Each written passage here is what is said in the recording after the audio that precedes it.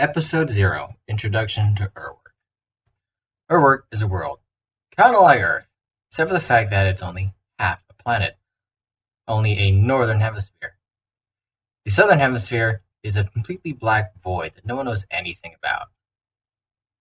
The surface area of this half-world, goodness, that was terrible.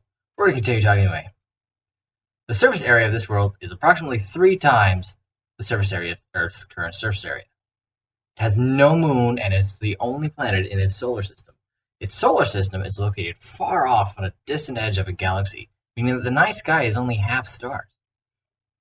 Half the year you have a full sky of stars, and the other half, the black void. After that, Urwork can be divided into 3 major continents, suppose you can call them: Cyber City, Steam City, and Anime City. However, these are only 3 major continents. There's a 4th area that could be considered amongst the major, and has been by many people.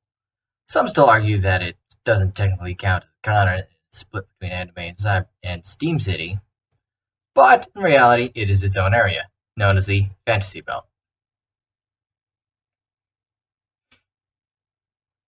However, for political purposes, we still have Cyber, Steam, and Anime. We'll designate green as the Fantasy Belt. Now, the Fantasy Belt is known as the Fantasy Belt for a specific property. Notice that it's opposite of Cyber City. These all are aptly named as to what describes them. Cyber City is a cyberpunk dystopian area, very high in technology and very easily considered to be the future of what may have been known as Earth. Also, a good note to make on the sideline is that a lot of this planet is actually in fact based on Earth. Now, there is a backstory to this which has been regarded by many to be false, but we'll let them believe it for now. Then, of course, you have Steam. That's the eraser. You have Steam City, which, as its name implies, is the steampunk area of the world. Now, it leaves Anime City. You may be wondering what that entails. That also describes it very well, but we'll go over that in a moment.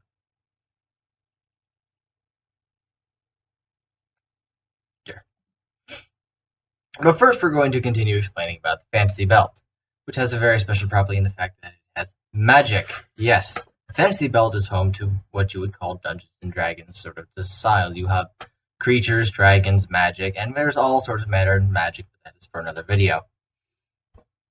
In short, we'll be talking about the effect that magic has in this world, because magic is not present for the entirety of the world. In fact, it is strongest at the center of the Fantasy Belt. That's still the eraser.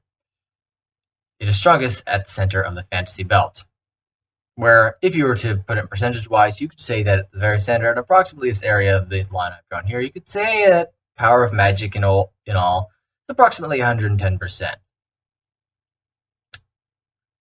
But that's not important. The fact that magic is strongest at the very center of the Fantasy Belt is important, and it's all that you need to know about. However, magic does have some limits, world I mentioned. It only stretches to approximately here, filling up this southern or lower part of the world from our sketch here. Now, there is an effect to this that we don't need the 110% for. There we go. On the other hand of this, because magic is so strong in this area, it has an effect on technology itself. Most common day technology and future technology, which could be heralded from Cyber City, only is possibly found and even stops working past this point, meaning that you'll have technology in this area. Of course, most of the futuristic dystopian stuff will be up here in the center of Cyber City, of course. But at the end of this pink line here, excluding the Fantasy Belt, you won't see much technology at all. In fact, within the Fantasy Belt itself, even basic electricity will stop working at a point. It's very small, but at approximately this area here in this yellow area, you won't find much basic electricity save for a few steampunk adventurers and, of course, electrically based magic. Yes, even the common day light bulb is not often found here. Another strange effect from this happening, between the fact that magic and technology cease existing at certain points, is the fact that you will wind up with a timeline effect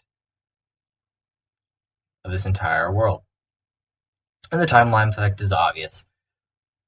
Up between Cyber, Anime, and Steam City. I know I screwed that up.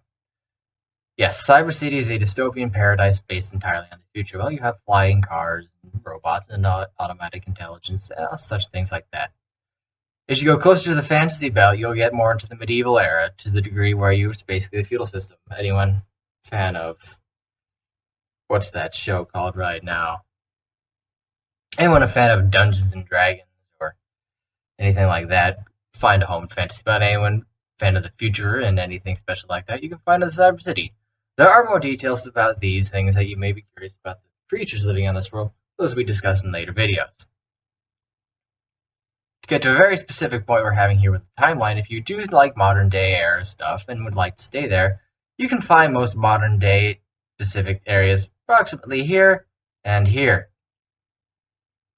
Of course, as you get further to the fantasy belt, you'll find more European American timelines in which color do I want to use? Let's use light blue. Approximately, as far as you get closer, you'll get closer to more of a Renaissance period, followed by the Victorian area and the industrial area, which coincides correctly with the capital of Steam City, which is aptly named Steam City. Very steampunk, technologically variant area. Of course, further you go, you'll get more to the modern day area, followed by the futuristic era.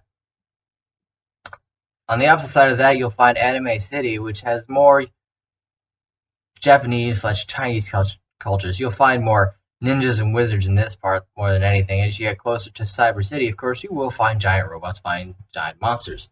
This is not an uncommon thing and is dealt with on a day-to-day basis.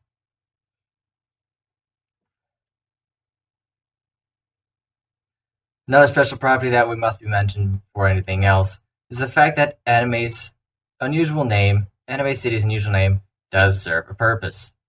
And that is the fact that there's a strange property in the reality of this world known as the animation line. We'll use this color for it. It's a fluctuating line that changes reality itself. It goes about here, and right down the center of the fantasy belt. Anything on this side in Anime City itself is actually in an animated state, such as you would find in, well, anime or cartoons. An appropriate reality changes to physics does apply here, so you can get those extreme expressions that anime characters or cartoon characters tend to have. Everywhere else is more of a live action state where reality is as we know it. And it is capable, and you are quite capable of traveling between these two lines at any time. Many people do travel across these lines quite often and are quite used to the immediate change. Newcomers across these lines may find these a bit dizzying or confusing at first, but we'll get used to it within the next few hours or minutes. However, this is not a very common thing due to the extreme size of this world. Unless you live by an animation line, it is not uncommon to have no idea what it's like on either side, even across the television lines. Things do happen to change across radio waves. If you have a camera videotaping someone in the animation area, they will appear as live action on the opposite side. This is indeed a weird property, and not many people seem to know about this in the very far reaches across the world. But it is very real. Despite how ironic that can be. Well, that about covers it for the basics.